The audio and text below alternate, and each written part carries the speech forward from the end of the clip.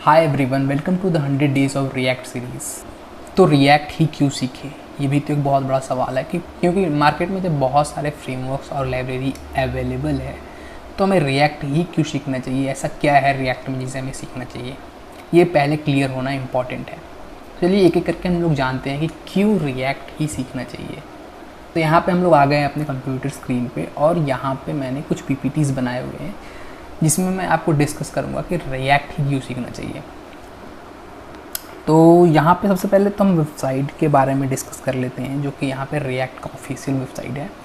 By the way मैं इस series में रिएक्ट 18 को कवर करने वाला हूँ, तो ये लेटेस्ट सीरीज़ है रिएक्ट का, और रिएक्ट 17 और 16 को वो सारे कॉन्सेप्ट इस सीरीज़ में ऑलरेडी कवर होंगे ही होंगे, क्योंकि मैं रिएक्ट 18 को कवर करने वाला हूँ।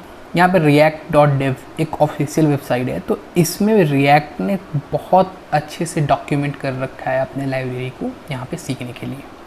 तो अगर मैं बात करूँ यहाँ पे इस वेबसाइट को क्या क्या दिया हुआ है, तो यहाँ पे सिंपली अलग अलग तरीके के कंपोनेंट्स दिखाए गए हैं, जैसे कैसे अलग अलग कंपोनेंट्स लिखते हैं। उसके बाद यहाँ पे वीडियोस के बारे में यहाँ पे यूज़ करके दिखाया गया है, और यहाँ पर रिएक्ट के वो सेशंस भी हैं जो कि एक कंपोनेंट के जरिए चीज़ों को एक्सप्लेन करके यहाँ पे दिखाया गया है। लेकिन अगर मैं इस लर्न बटन पे क्लिक करूँ तो यहाँ पे आता है हमारा असली पार्ट। तो अगर मैं बात करूँ तो इसमें सबसे पहले तो चीज़ों को बताया गया है, कंपोनेंट के बारे में बताया गया है, नेस्टिंग कंपोनेंट के बारे में बताया गया है। तो ये सारी चीज़ें हम डिस्कस करेंगे आगे, लेकिन अभी के लिए हम जान लेते हैं कि रिएक्ट ही क्यों ज़रूरी है। तो मैंने यहाँ पे एक बेसिक पीपीटी बना कर रखा है और इसमें रिएक्ट ही क्यों सीखना चाहिए ये मैं आपको डिस्कस करने वाला हूँ।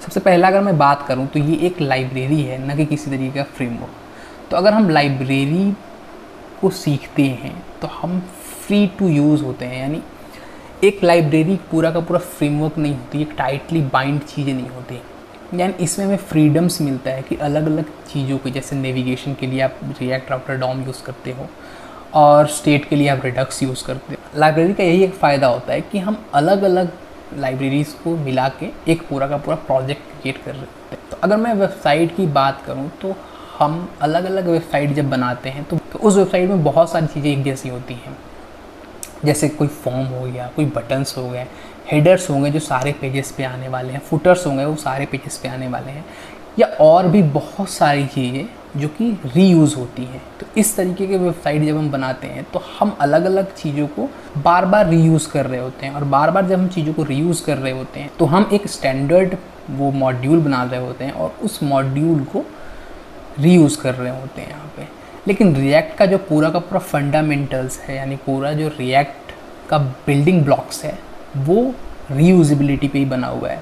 यानी रिएक्ट में हम हर चीज़ को रीयूज़ कर सकते हैं, यानी हर एक कंपोनेंट जो अपने आप में एक फीचर भी हो सकता है, एक यूआई भी हो सकता है, उसे हम रीयूज़ कर सकते हैं। तो रीयूजेबिलिटी बहुत ही बढ़िया मिलती है अगर हम रिएक्ट की बात करें। और भी फ्रेमवर्क में रीयूजेबिलिटी है, लेकिन हम HTML, CSS और जावास्क्रिप्ट की बात करें तो उसमें उतना रीयूजेबिलिटी नहीं होता, उससे हमें सारी चीज़ें स्क्रैच से करनी होती हैं। लेकिन और भी जो लेटेस्ट फ्रेमवर्क है उसमें भी रीयूजेबिलिटी है। उसके बाद रिएक्ट लेके आता है वर्चुअल डॉम का कॉन्सेप्ट। इस कॉन्सेप्ट के कारण हमारा यूआई न केवल फास्ट होता है बल्कि जर्क फ्री होता है। अगर हम पहले किसी वेबसाइट को एक्सेस करते थे तो हम एक तरीके का लैग देखते थे, यानी लैगी पेज हो सकता था, या इंट्रैक्शन जब हम कर रहे होते थे तो एक पूरा का पूरा पेज भी रेंडर होता था और बहुत सारी चीज़ें लैग करती थी यहाँ पे, जिसके कारण परफॉर्मेंस भी डाउन होता था।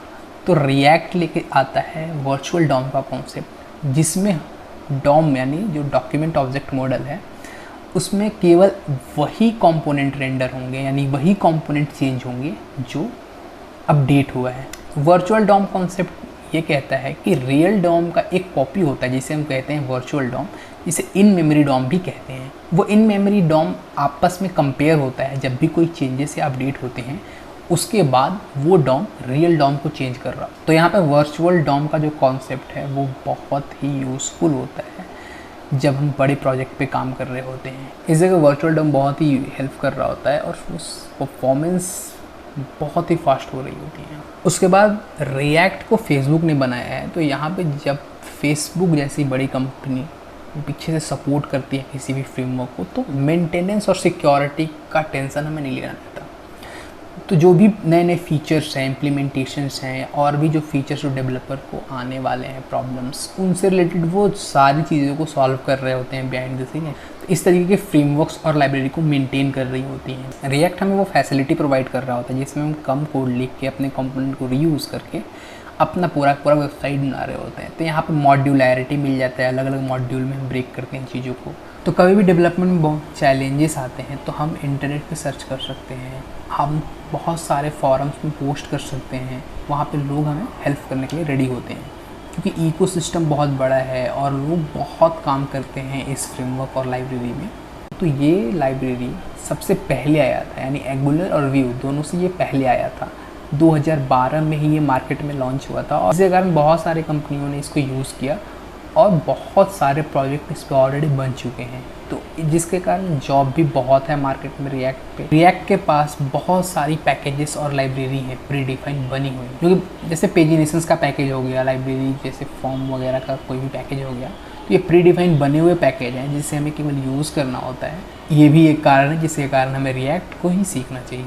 और ऐसे ढेर सारे कारण हैं जिससे रिएक्ट को सीखना चाहिए। तो ये मैंने कुछ कारण आपको डिस्कस किया है और ये आप इंटरनेट पे पढ़ सकते हैं, चीज़ों को देख सकते हैं और इस सीरीज़ को फॉलो कर सकते हैं अगर आप रिएक्ट सीखना चाहते हैं, और इस चैनल को सब्सक्राइब भी कर सकते हैं। Thank you for watching this video.